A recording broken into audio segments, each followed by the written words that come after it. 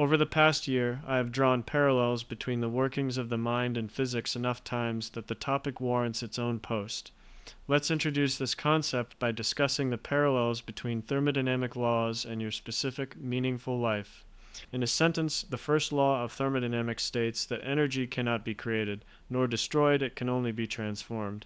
Thoughts can be considered a form of energy, especially if we believe in the validity of willpower or phrases like mind over matter.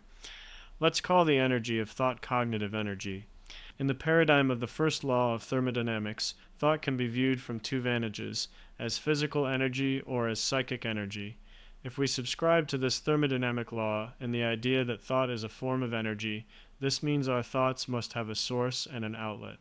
The source of thoughts. The physical source of your thoughts can be quite straightforward for the rational-minded reader.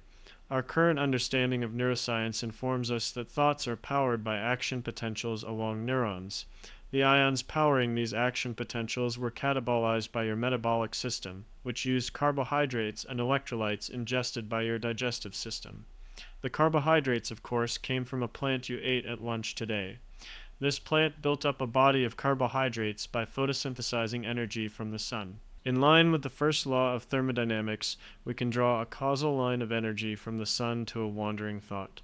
If we consider the source of thoughts through the lens of psychic energy, we arrive at a similar conclusion. What you consume influences what you think. To clarify, psychic energy refers to the energy that cannot be reliably measured by our scientific instruments. This differs from the physical, where we can measure and even harness its energy, such as those from action potentials, carbohydrates, and solar rays. Psychic energy refers to the energy that influences our thoughts but isn't easily or possibly measured in today's paradigm. For example, the emotional tension in a room can influence the way we think even though we cannot practically measure it. Since energy cannot be created nor destroyed, the thoughts and beliefs we harbor must stem from somewhere, whether it's the adoption of the moral themes from our favorite TV shows or programming from our cultural roots. In my essay titled Novitate, I dive much deeper into this idea that our beliefs stem from somewhere, particularly causal sources like mimetic desire and programming, which can be traced like our chain of physical energy. If you think you can't be influenced by what you consume, just know you are fighting against a very basic physical law of the universe, much like trying to defy gravity. Of course, this isn't impossible since we have built planes and other mechanisms to overcome physical laws, but such achievements occur only through extraordinary levels of effort. The outlet of thoughts. On the opposite end of the spectrum, our thoughts do not simply end as thoughts. Physically, your thoughts bleed over into your actions, whether as your absent-minded decisions, vocal tone, posture, or body language.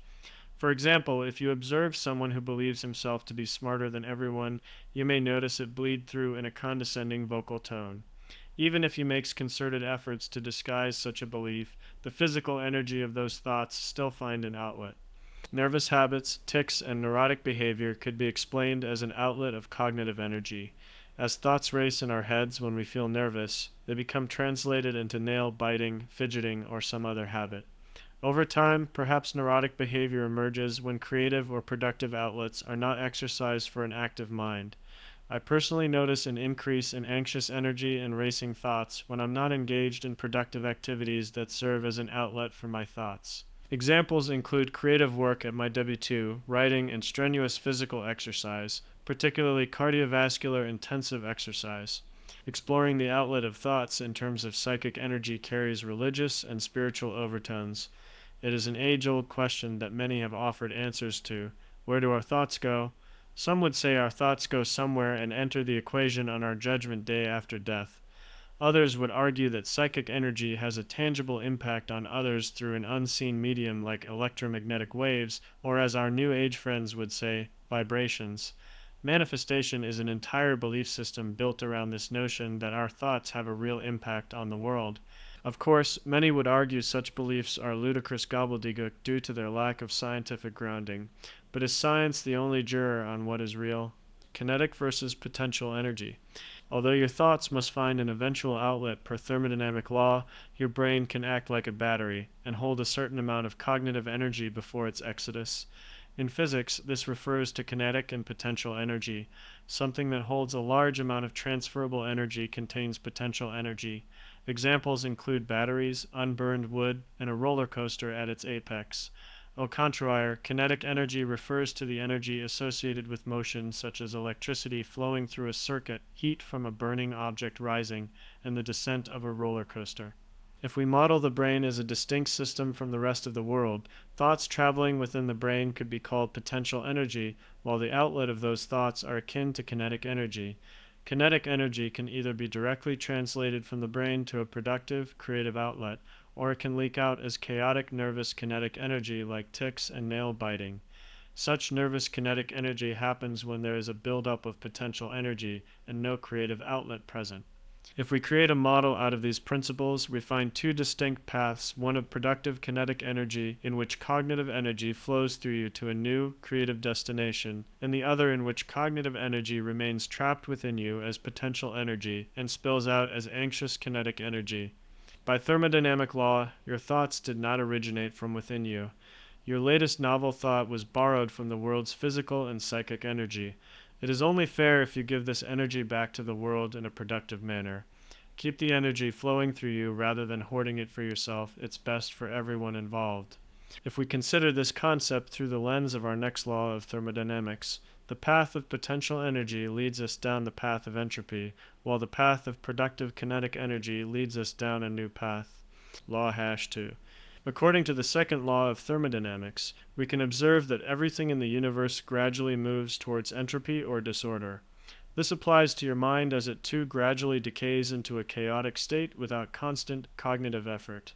Without actively engaging your mind through learning, relationships, creative work, physical activity, and/or joining a mission larger than yourself, your mind and everything it encompasses, including feelings of fulfillment, belonging, and stability, deteriorates into chaos. If we are to believe this second law of thermodynamics applies to the contents of each individual's mind, we must recognize the myth of Sisyphus holds valid. Life is a constant battle against entropy, and we must imagine that one who accepts his fate yet continues to play the game is the most alive, and therefore the most happy. The absurdity of life is that we are burdened with carrying the rock of entropy uphill, only for the rock to eventually roll to the bottom of the slope. We can either lament this journey or learn to love it. One could argue that since entropy is the natural trend of the universe, why should someone attempt to swim upstream rather than succumb to the flow? The author argues that such a nihilistic view leads the thirsty soul to an empty well of meaningless existence. Why exist in the first place if you have no ambitions beyond deteriorating into the chaos from which you originated? The path of productive kinetic energy offers an escape from this absurdity. Through this path, life, which can be simply described as the organization of energy, can persist despite the body's inevitable entropic destination. In other words, by giving something back to the world, we can create a sense of meaning amidst the game against entropy.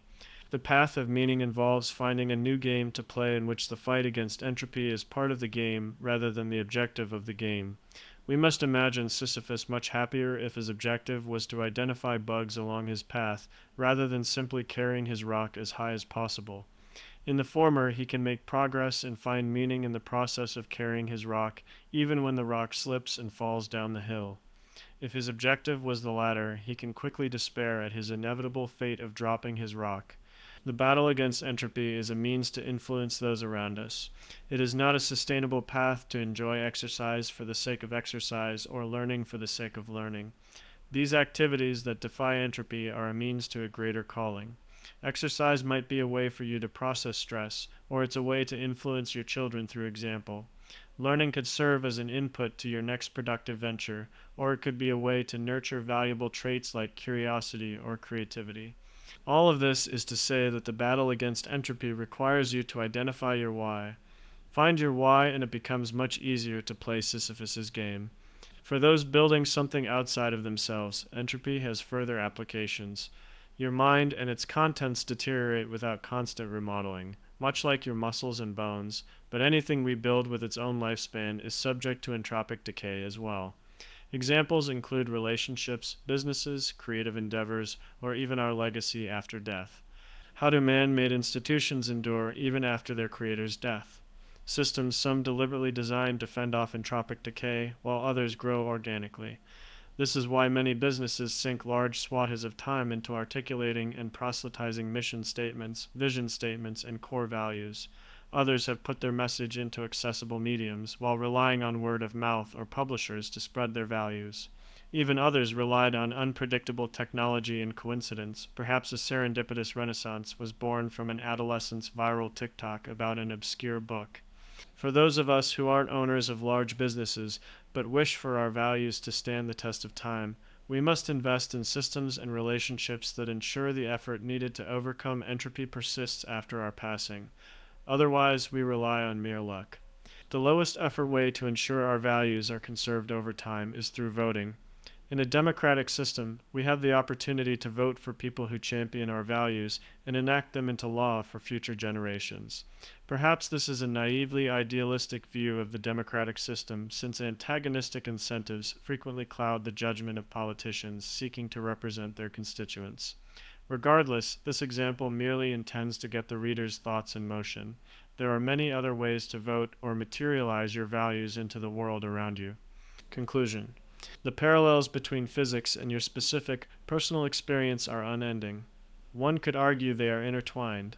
Since we were able to spend the better part of a coffee break solely discussing thermodynamics, we will pause before we resume our discussion on Newtonian motion.